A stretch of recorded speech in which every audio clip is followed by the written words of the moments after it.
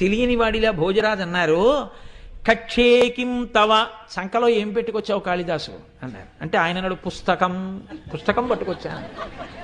ఓహో, పుస్తకం పట్టుకొచ్చావా? కిముదకం, అందులోంచి నీళ్లు కారుతున్నాయే ఏమిటి అన్నారు.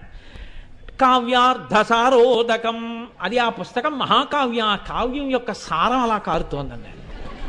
ఓహో, అంత గొప్పదే. గంధం కిం, మంచి వాసన కూడా వస్తుంది, ఏమిటా వాసన అంటే ఆయన అన్నారు, ఘనరామ రావణ మహాసంగ్రామ రంగోద్భవ, రామరావణ సంగ్రామం అయినప్పుడు అక్కడ ఉన్న ధూళి పైకి లేచిందయా వాసన మహారాజాది అన్నారు.